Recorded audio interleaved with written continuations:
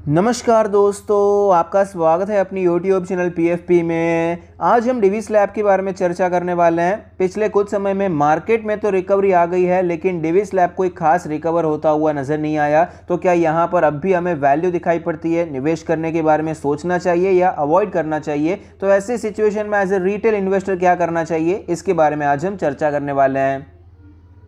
सबसे पहले कंपनी के फंडामेंटल्स पे फोकस करते हैं। प्रोडक्ट वाइज रेवेन्यू ब्रेकअप के बारे में बात करें तो जेनेरिक से 49% का रेवेन्यू आता है, कस्टम सिंथेसिस से 41% और न्यूट्रास्यूटिकल से 10%। लोकेशन वाइज ब्रेकअप के बारे में बात करें, इनका मेन मार्केट है यूरोप, 46.7% का रेवेन्यू यहीं से आता है। यूएसए 23.3%, एशिया 12.2%, इंडिया 13.4% और रेस्ट ऑफ द वर्ल्ड से 4.4%। तो जोग्राफिकल डाइवर्सिफिकेशन अच्छा नजर आता है, जहां पर मेन फोकस यूरोप में नजर आता है। ग्लोबल फुटप्रिंट काफी अच्छी है।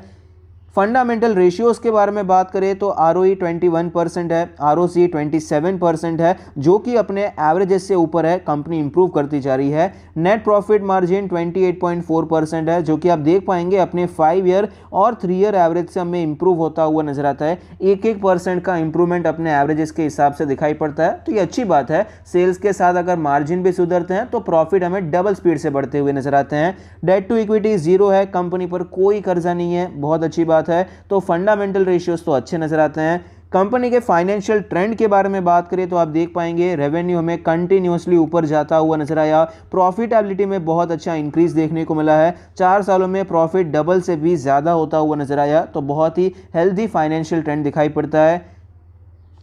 कंपनी के शेयर होल्डिंग पैटर्न के बारे में बात करें, टोटल प्रमोटर होल्डिंग है 52% के आसपास, जिसमें से कुछ प्लेज नहीं है। Mutual fund 13.3%, other DII 4.3%, FII 19.3%, retail and others में 11%। तो 50% से ज़्यादा की हिस्सेदारी प्रमोटर के पास है। बाकी का जो है उसमें इंस्टीट्यूशंस का अच्छा खासा इंटरेस्ट है। तो शेयर होल्डिंग पैटर्न भी बहुत अच्छा नजर आता है। एनालिस्ट के रेटिंग के बारे में बात करें तो 19 एनालिस्ट ने स्टॉक को कवर किया है, जिसमें से 57% का मानना है कि स्टॉक में खरीदारी करनी चाहिए। हायर साइड पे ऑलमोस्ट 6200 का टारगेट दिखाई पड़ता है, 37% का अपसाइड है। तो क्या ये अपसाइड हमें दिखाई पड़ सकता है? नहीं पड़ सकता। हम चार्ट पर देखेंगे, मीडियन 5000 का लेवल है और गिरावट 3700 का लेवल दिखाई पड़ता है। टेक्निकली देखा जाए तो ये लेवल एक बार आ चुका है और वहां से स्टॉक हमें रिकवर होता हुआ नजर आया है।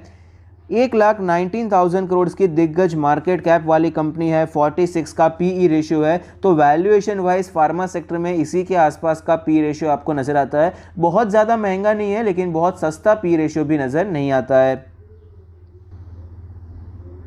चार्ट पर हमें क्लियरली नजर आता है कि 5300 के लेवल से स्टॉक में अच्छी खासी गिरावट देखने को मिली। यहाँ पर ये होल्ड करने की कोशिश कर रहा था, अपने 200 डेज की मूविंग एवरेज पे सपोर्ट ले रहा था, लेकिन यहाँ पर सस्टेन नहीं हो पाया, गिरावट देखने को मिली। यहाँ पर ये 3800 के लेवल तक आता हुआ नजर आया। तो जो टारगेट बताया गया था एक एनालिस्ट के द्वारा कि 3700 के आसपास आ सकता है, तो वो ऑलमोस्ट हमें अचीव होता हुआ नजर आया। उसके बाद हमें थोड़ी बहुत रिकवरी नजर आई। अभी फिलहाल स्टॉक हमें यहाँ पर अटकता हुआ नजर आता है। स्टॉक कुछ टाइम से कॉन्सोलिडेट करता हुआ नजर आता है। फिलहाल यहां पर सारे मूविंग एवरेज के ऊपर की क्लोजिंग देखने को मिली है, लेकिन ये सारे मूविंग एवरेजेस आप देख सकते हैं एक ही जगह पर आ चुके हैं।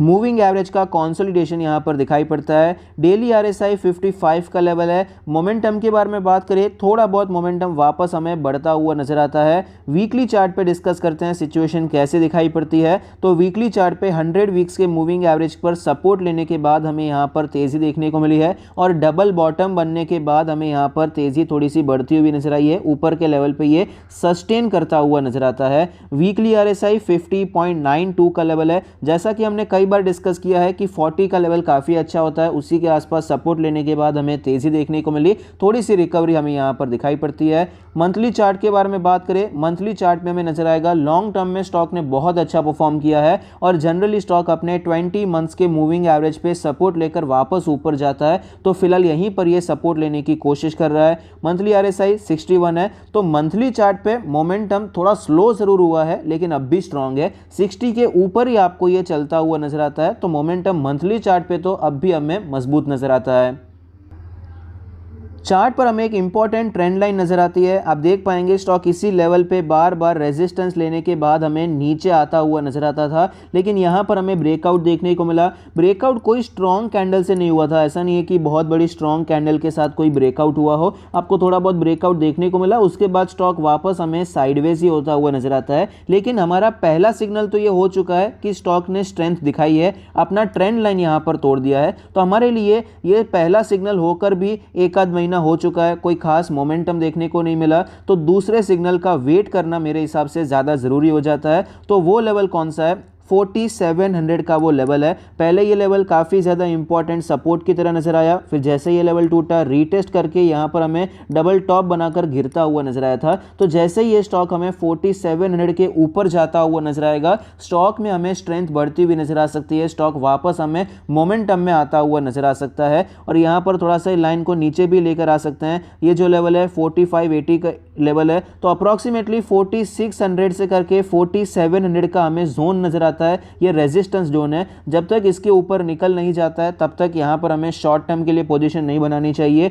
मिड टर्म के बारे में भी बात करें, इसके ऊपर या तो हम पोजीशन बना सकते हैं या फिर वापस हमें 4000 के आसपास मिलता है तो एक अच्छे रिस्क रिवॉर्ड रेशियो के साथ हम खरीदारी के बारे में सोच सकते हैं। लॉन्ग टर्म के बारे में बात करें तो खरीदारी करने के बारे में सोचा जा सकता है। करंट मार्केट प्राइस भी मेरे हिसाब से खराब नहीं है, अब थोड़ा बहुत एक्यूमुलेशन करने के बारे में सोच सकते हैं। अब जो टारगेट बताया गया था कि क्या ये स्टॉक 6200 तक जा सकता है, वो थोड़ा एनालाइज करते हैं। ये सारे टारगेट्स एक साल के टारगेट्स होते हैं, तो जैसे ही स्टॉक हमें 4700 के ऊपर जाता हुआ नजर आएगा, स्टॉक में हमें बुलिशनेस देखने को मिलेगी, तो उसका इमीडिएट टारगेट जो मिड टर्म का हो जाएगा वो अपना ऑल टाइम हाई हो जाएगा, जो कि 5500 के आसपास है। 5400 के आसपास का लेवल हमें नजर आता है। तो ये लेवल उसके बाद हमें एक आध 2 महीने में अचीव होता हुआ नजर आ सकता है, फिर थोड़ा सा यहाँ पर साइडवेज हो सकता है और बाद में अगर ज़्यादा बुलिश रहेगा, मार्केट का सेंटिमेंट कैसा रहता है, तो ये 6000 की तरफ बढ़ता हुआ नजर आ सकता है। तो एक साल में 6200 का लेवल आना कोई बड़ी बात नहीं है स्टॉक के लिए, क्योंकि स्टॉक अपने मंथली चार्ट पे काफ़ी ज़्यादा बुलिश चल रहा है,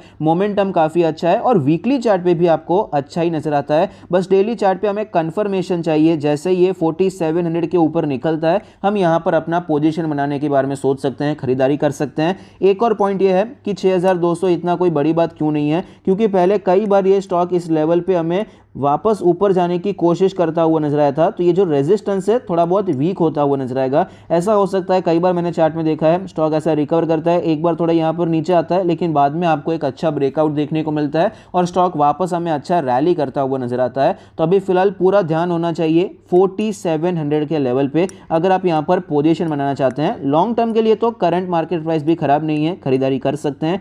4700 के ऊपर जाता है तो आप यहाँ पर एक छोटे स्टॉप लॉस के साथ खरीदारी करने के बारे में सोच सकते हैं और 6000 6500 ये सारे टारगेट्स भी रख सकते हैं, लेकिन डायरेक्ट टारगेट नहीं, ट्रेलिंग स्टॉप लॉस का आपको इस्तेमाल करना पड़ेगा, क्योंकि बीच में अब भी ये लेवल हमें रेजिस्टेंस की तरह दिखाई पड़ता है, तो ट्रेलिंग स्टॉप लॉस का इस्तेमाल करना जरूरी हो जाता है। कंपनी के पॉजिटिव्स के बारे में बात करें तो फंडामेंटल्स कंपनी के अच्छे हैं, ग्रोथ भी काफ़ी अच्छी देखने को मिलती है, शेयर होल्डिंग पैटर्न भी काफ़ी अच्छा है, मोस्ट ऑफ द एनालिस्ट हमें बुलिश नजर आते हैं, DIIs का स्टेक भी हमें बढ़ता हुआ नजर आता है। तो ये कुछ पॉजिटिव चीज़ें हैं। नेगेटिव्स के बारे में बात करें, टेक्निकल्स अब भी वीक हैं, अब भी स्टॉक हमें 4700 के रेजिस्टेंस के नीचे नजर आता है। यहाँ पर ऑलरेडी एक कंफर्मेशन तो आ गया था कि बुलिश हो गया, वो ट्रेंड लाइन टूट गई थी, लेकिन उसके बाद मोमेंटम नहीं हुआ, एक महीने से शांत हो गया है, तो अब भी हम टेक्निकल्स को बहुत स्ट्रांग नहीं कह सकते। FIS का स्टेक हमें कम होता हुआ नजर आता है और वैल्यूएशन अब भी थोड़े से प्रीमियम नजर आते हैं।